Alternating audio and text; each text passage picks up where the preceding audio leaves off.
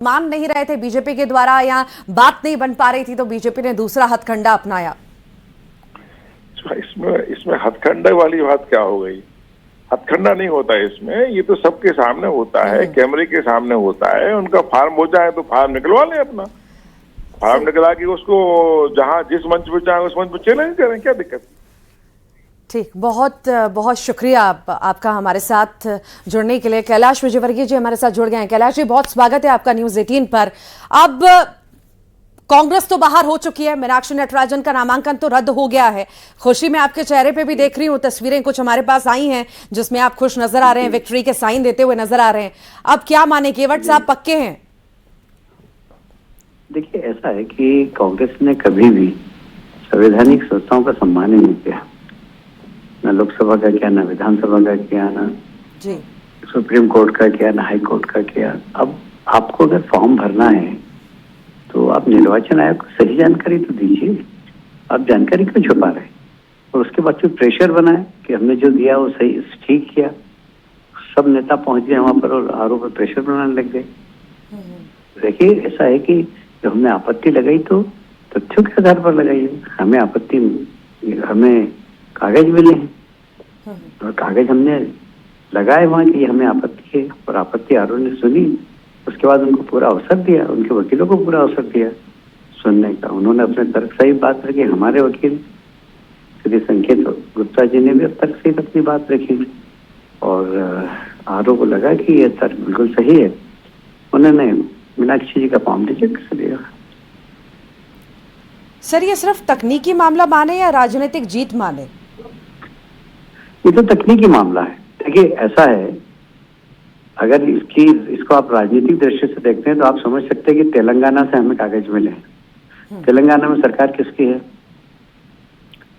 जी, वहां से हमारे पास कागज चल के कैसे आएगा? तो इनका कोई भाई बंद दे गया होगा हमको। प्रशासनिक प्रक्रिया के दुरुपयोग का आरोप हमेशा से कांग्रेस सर लगाती है, और इसी बीच जब ऐसी तस्वीर सामने आती है तो कांग्रेस ये कह रही है कि संविधान को खत्म करना चाहती है। बीजेपी अलग अलग हथकंडे अपनाती है। हमारे विधायक के पीछे पहले पड़ी थी, फोन कर रही थी, अब जब विधायकों को ले जाया जा रहा है तो नया हथकंडा अपना रही है, प्रशासनिक दुरुपयोग कर रही है। आप अगर ये तो मैं कहता हूँ कि ये ना निर्वाचन आयोग पर विश्वास करते हैं, ना लोकसभा पे विश्वास करते हैं, ना सुप्रीम कोर्ट पे विश्वास करते हैं। किसी संवैधानिक संस्था पर इनको विश्वास नहीं है और आरोप लगाते। गलती आप करते हैं भाई। आप समझ लीजिए कि तेलंगाना के केस का डिटेल हमारे पास आज सुबह आया। तेलंगाना में सरकार किसकी है? कौन देगा हमको डिटेल? कांग्रेस के लोगों ने दिया हमको।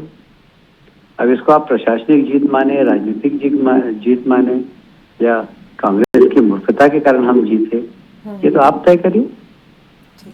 बहुत बहुत शुक्रिया विजयवर्गीय साहब, अब आप हमारे साथ जुड़े, ये समय आपने दिया। पीसी शर्मा जी हमारे साथ कांग्रेस से जुड़ गए हैं। पीसी शर्मा जी, बहुत स्वागत है आपका न्यूज़ 18 पर।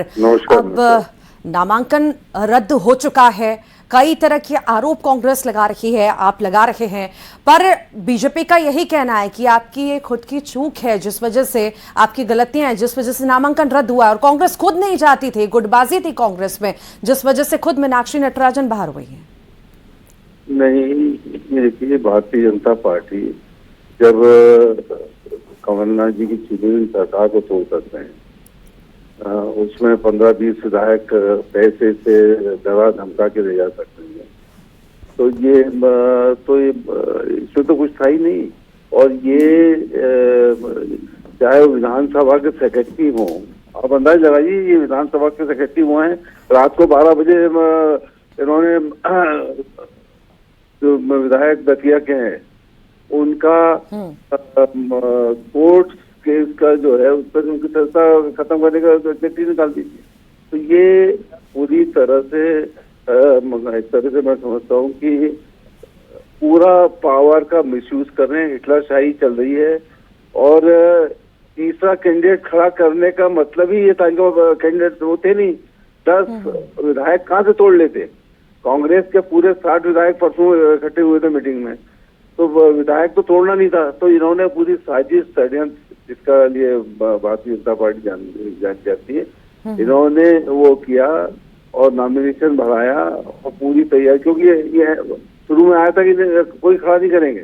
जब इनके बाद सब पूरी हो गई स्थिति और लाए और कोई खामियां निकाली, उसमें से पूछा उनने कि क्या खामी रह गई है, वो भी तो वहीं से पूछा होगा ना क्या खामियां रह गई। वो खामियां पूछी रिटर्निंग ऑफिसर से जो कि इन्हीं के हैं, और उन खामियों के आधार पर इन्होंने वो लगा दिए।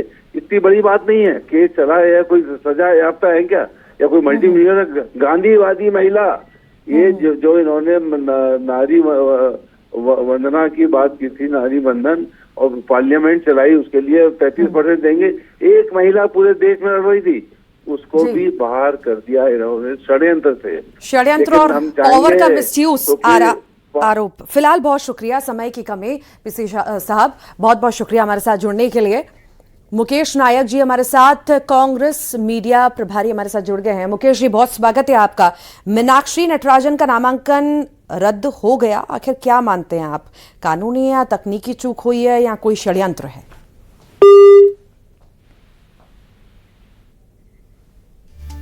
फिर से जुड़ने का प्रयास करेंगे, पर अब जब नामांकन रद्द हो चुका है तो ये तस्वीरें भी सामने आ रही हैं, अलग अलग तस्वीर। देखिए अब केस छिपाना जो है मीनाक्षी नटराजन को भारी पड़ा है, और जो दावा कांग्रेस की ओर से किया जा रहा था, जीतू पटवारी जो कह रहे थे कल कि जीतेंगी तो वही जीतेंगी, वही आएंगी, और किसी भी तरह की कोई गुटबाजी बीजेपी कांग्रेस में नहीं है।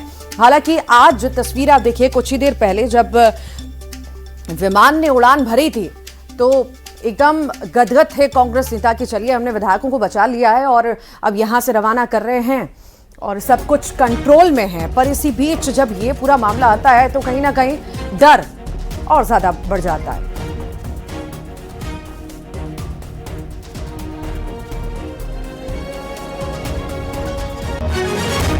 ये बड़ी खबर इस वक्त आपको बता रहे हैं, कांग्रेस विधायकों का प्लेन वापस लौट चुका है। अभी जिक्र करी थी मैं कि उड़ान भरी थी विमान ने, पर वो विमान उड़ान भरते भरते शायद वापस लौट आया खबर मिलते ही। और ये देखिए वापस विमान लौट आया है, क्योंकि अब नामांकन तो रद्द हो चुका है। उन विधायकों को बचा करके क्या करेंगे, छुपा करके क्या करेंगे, सैर सपाटा करा करके क्या करेंगे, जब अब विधायकों की अब ऐसी स्थिति में जरूरत नहीं है, जब जरूरत होनी थी। अब नामांकन रद्द हो चुका है और कई तरह के आरोप प्रत्यारोप भी शुरू हो चुके हैं। और ये तस्वीर जिस विमान में उड़ान उन आधे विधायकों ने, हालांकि सभी विधायकों को रवाना नहीं किया गया था, आधे ज्यादा विधायक थे जो रवाना हो चुके थे, वो वापस लौट चुके हैं, विमान वापस लौट चुका है। अब गहमा गहमी की स्थिति भी है, क्योंकि एकदम से नामांकन रद्द हो जाना और कमियां पाए जाना कहीं ना कहीं कई सारे सवाल खड़े करती है। हालांकि बीजेपी का साफ तौर से कहना है कि कई सारी गलतियां थी, खामियां थी, कानूनी तौर पर भी जो छुपाई गई, पर कांग्रेस के यही तर्क हैं, यही आरोप हैं कि ये द्वेषपूर्ण किया गया है, ये पावर का मिसयूज है, संविधान को खत्म बीजेपी करना चाहती